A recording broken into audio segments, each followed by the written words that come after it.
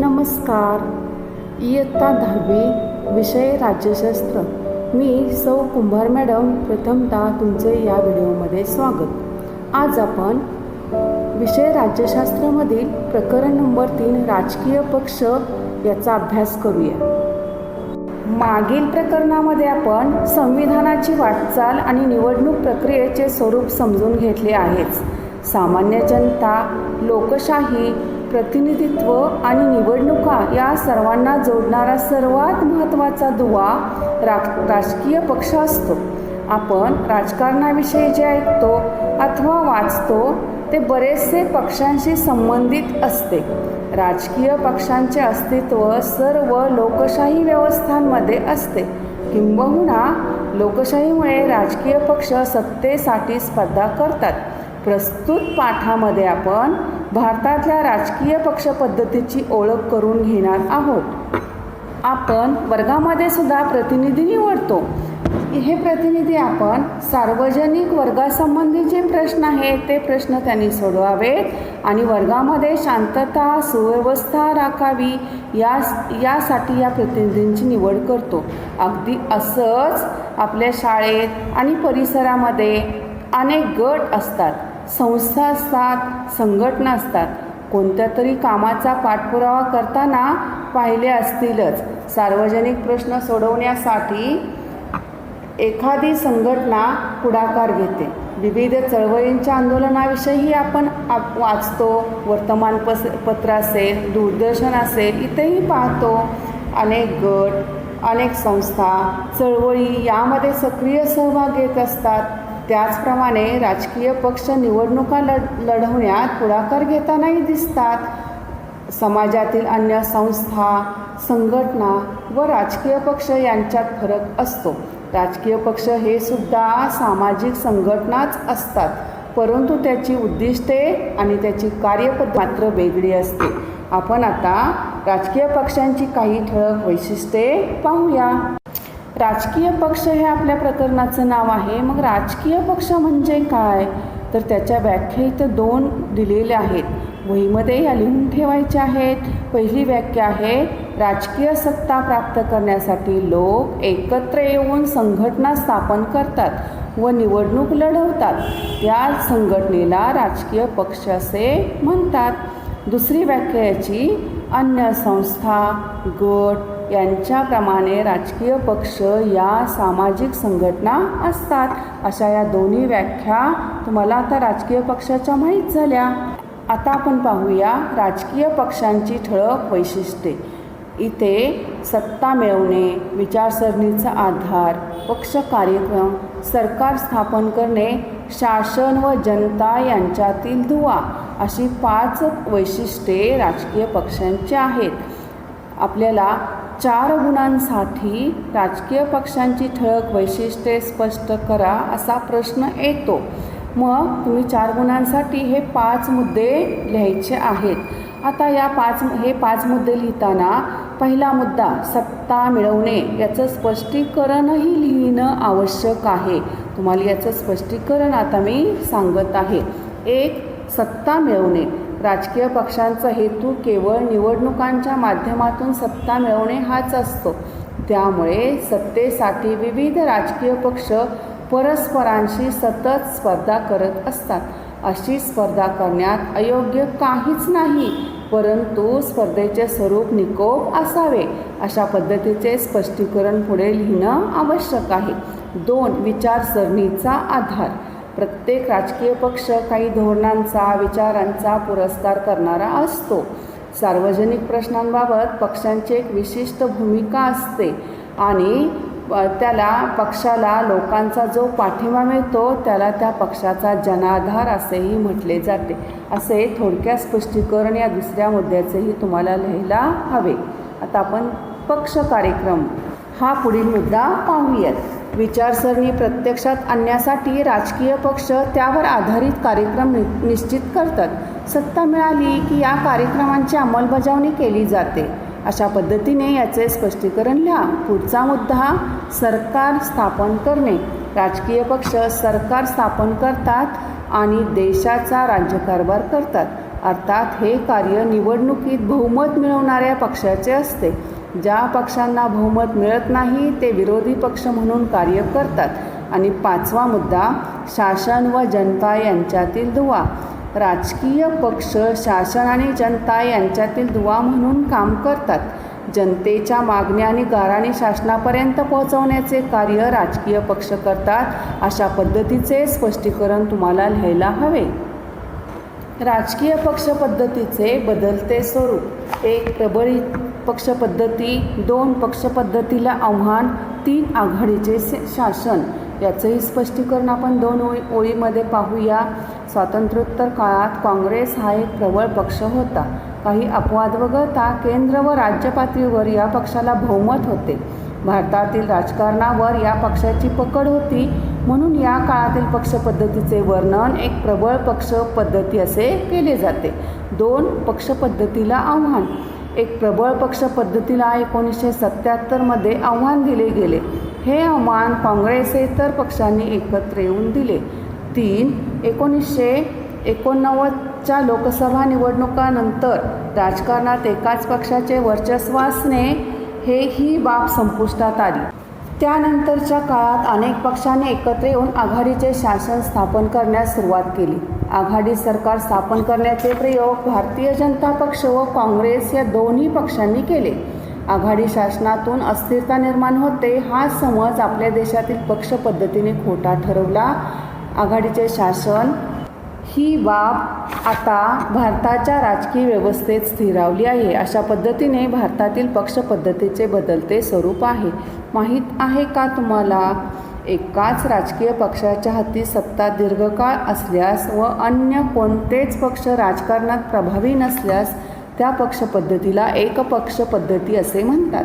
राजकारणात 2 राजकीय पक्ष प्रभावी असतात आणि आलटून पालटून या 2 राजकीय पक्षांच्या हाती सत्ता जाते, तेव्हा ती शासन पद्धती द्विपक्ष पद्धती होय. अनेक राजकीय पक्ष सत्तेच्या स्पर्धेत असतात आणि सर्वांचा कमी अधिक प्रमाणात राजकीय प्रभाव असतो. अशी पद्धती बहुपक्ष पद्धती म्हणून ओळखली जाते.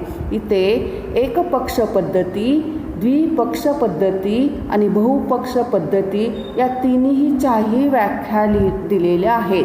या व्याख्या वहीत लिहा आणि यावर आपल्याला प्रश्न विचारले जातात. उदाहरणार्थ, एकपक्ष पद्धती म्हणजे काय, द्विपक्ष पद्धती म्हणजे काय, अशा प्रकारे प्रश्न विचारले जातात. राजकीय पक्षांचे आता आपण 2 प्रकार पाहूया. पहिला आहे राजकीय पक्ष आणि दुसरा आहे प्रादेशिक पक्ष. या व्हिडिओमध्ये आपण फक्त राजकीय पक्षांचा अभ्यास करणार आहोत आणि प्रादेशिक पक्षांचा अभ्यास आपण यानंतरच्या दुसऱ्या व्हिडिओमध्ये करणार आहोत. राष्ट्रीय पक्षामधील पहिला पक्ष भारतीय राष्ट्रीय काँग्रेस. 1885 साली भारतीय राष्ट्रीय काँग्रेसची स्थापना झाली. स्थापनेच्या वेळी काँग्रेस ही सर्वसमावेशक स्वरूपाची राष्ट्रीय स्वातंत्र्यासाठी प्रयत्न करणारी चळवळ होती. विद्यार्थ्यांनो, तुम्हाला माहीत असेल 1885 साली राष्ट्रीय सभेचं पहिलं अधिवेशन झालं होतं. त्याच वेळी भारतीय राष्ट्रीय काँग्रेसची स्थापना झालेली आहे. हे लक्षात येते का पहा. स्वातंत्र्योत्तर काळात काँग्रेस एक सर्वात प्रभावी पक्ष म्हणून आकारास आला. धर्मनिरपेक्षता, सर्वांगीण विकास, दुर्बल घटकांसाठी आणि अल्पसंख्याक वर्गासाठी समान हक्क, व्यापक जनकल्याण हे या पक्षाचे सुरुवातीपासूनचे धोरण आहे.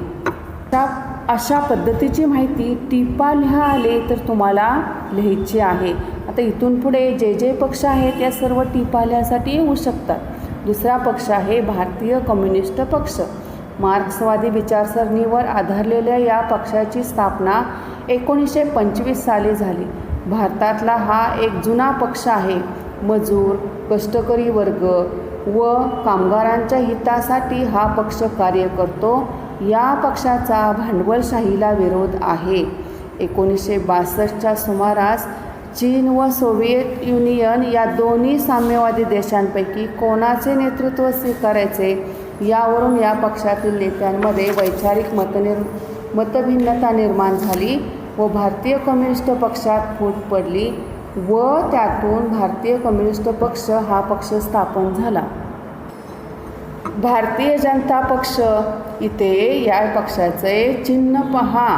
याआधीसुद्धा आपण भारतीय कम्युनिस्ट पक्ष, भारतीय राष्ट्रीय काँग्रेस हे पक्ष पाहिले, त्याची चिन्हही तर दाखवलेली आहेत. भारतीय जनता पक्ष हा राष्ट्रीय स्तरावरील एक महत्त्वाचा पक्ष आहे. भारतीय जनसंघ हा पक्ष 1951मध्ये स्थापन झाला. 1977मध्ये स्थापन झालेल्या जनता पक्षात भारतीय जनसंघ विलीन झाला, परंतु जनता पक्षाचे हे स्वरूप फार काळ टिकले नाही. पक्ष फुटला व त्यातील भारतीय जनसंघाने भारतीय जनता पक्ष या नावाने 1980मध्ये नवा पक्ष स्थापन केला. प्राचीन भारतीय संस्कृती, परंपरा यांचे जतन केले पाहिजे अशी या पक्षाची भूमिका आहे. आर्थिक सुधारणांवर या पक्षाचा भर आहे. पुढील भाग, भारतीय कम्युनिस्ट पक्ष. भारतीय कम्युनिस्ट पक्षातून फुटून स्थापना, समाजवाद, धर्मनिरपेक्षता व लोकशाही यांचा पुरस्कार, कामगार, शेतमजूर, शेतकरी यांच्या हिताची जपणूक करणे, साम्राज्यवादास विरोध अशी या पक्षाची वैशिष्ट्ये आहेत. बहुजन समाज पक्ष.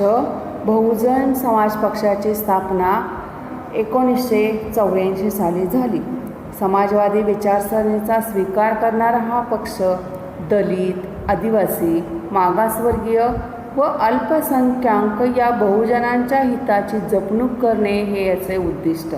बहुजन समाजाला सत्ता मिळवून देणे हे या पक्षाचे उद्दिष्ट आहे. अशा प्रकारे तुम्ही एक एक वाक्य मी जसे सांगत आहे आकडे घालून लिहिले तरी चालेल. इथे आकडे घालून जर उत्तर तुम्ही लिहिले तर ते जास्त परिणामकारक होत असते. त्यामुळे मी सांगितलेल्या वाक्यांना आकडे घाला आणि अशा पद्धतीने तुम्ही टिपा लिहा, हे उत्तर तयार करू शकता. पुढील पण आहे राष्ट्रवादी काँग्रेस पक्ष.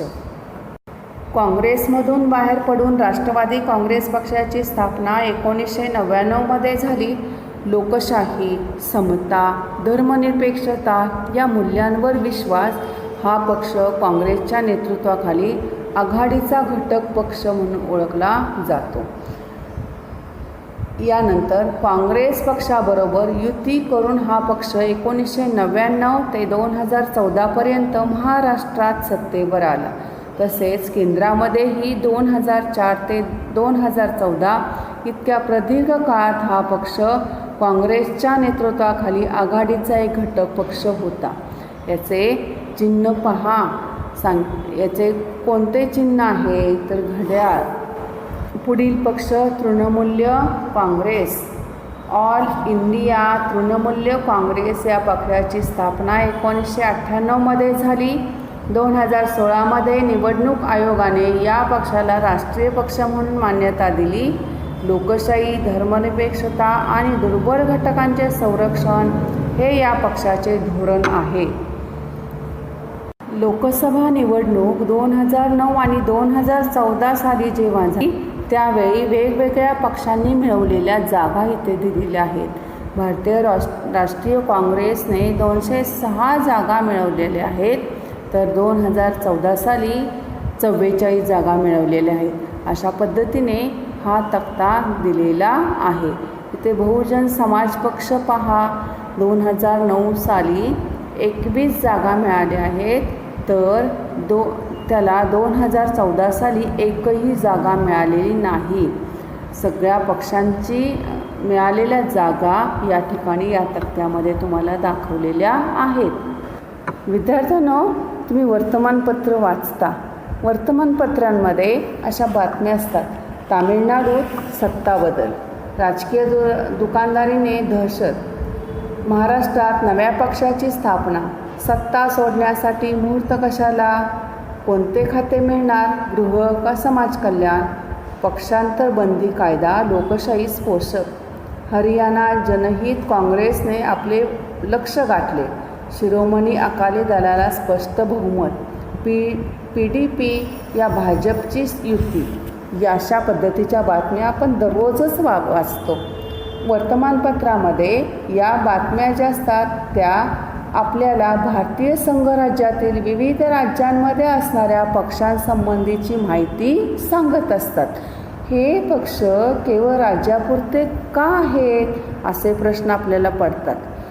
काही पक्ष हे राष्ट्रासाठी असतात, काही पक्ष राज्यासाठी असतात. राज्यातील काही नेते राष्ट्रीय पातळीवर दिसतात तर काही राज्यापुरतेच प्रभावी असतात. असे का असे प्रश्न तुमच्या मनामध्ये उपस्थित होतात. आता तुम्हाला पडलेल्या या प्रश्नांचे उत्तर आपण थोडक्यात पाहूया. भारताच्या विविध प्रदेशात विविध भाषा बोलणारे आणि परंपरा, संस्कृती यांच्यातही विविधता असणारे लोक आहेत. प्रदेश आणि त्यांची एक स्वतंत्र भाषा असे चित्र आपल्याला दिसते. प्रदेशांच्या भौगोलिक रूपातही विविधता आढळते. महाराष्ट्रातील विविध भौगोलिक प्रदेशांचा तुम्ही अभ्यास केला आहे. महाराष्ट्र जसा मध्य प्रदेश किंवा कर्नाटक यांच्यापेक्षा वेगळा आहे, त्याचप्रमाणे महाराष्ट्रातही भौगोलिक सांस्कृतिक विविधता दिसते. आपली भाषा, आपला प्रदेश यांच्याविषयी आत्मीयतेची भावना निर्माण होऊन काही काळानंतर तिच्याबाबत अस्मिता निर्माण होऊन लागली की त्यातून प्रादेशिकता निर्माण होते. लोक आपल्या प्रदेशाच्या हिताचा व विकासाचा प्राधान्याने विचार करू लागतात. आपली भाषा, आपले साहित्य, परंपरा, सामाजिक सुधारणांचा इतिहास, शैक्षणिक व सांस्कृतिक चळवळी इत्यादींबाबत अभिमान वाटू लागतो व त्यातून भाषिक अस्मिता प्रबळ होऊ लागते. आपल्या प्रदेशाचा विकास व्हावा, तेथील साधनसामग्री व रोजगाराच्या संधीवर आपला हक्क असावा, या भावनेतून प्रादेशिक अस्मिता आकारास येऊ लागली. अशा प्रकारच्या भाषिक, प्रादेशिक, सांस्कृतिक व त्यांच्याशी संलग्न अस्मिता संघटित झाल्या की त्यातून प्रादेशिकतेची भावना बळावते. त्यातून काही वेळेस स्वतंत्र राजकीय पक्ष अस्तित्वात येतात, तर काही वेळेस विविध दबाव गट, चळवळी निर्माण होतात. या सर्वांचा हेतू एकच असतो व तो म्हणजे आपल्या प्रदेशाच्या हितसंबंधाचे जतन करणे. अशा प्रकारे राष्ट्रीय पक्षाबद्दलची माहिती आहे. आता यानंतरच्या व्हिडिओमध्ये आपण प्रादेशिक पक्ष पाहणार आहोत. विद्यार्थ्यांनो, आपल्याला या व्हिडिओतून खूप काही माहिती समजलेली आहे. त्यामुळे या व्हिडिओसाठी सबस्क्राईब, लाईक अँड शेअर. धन्यवाद.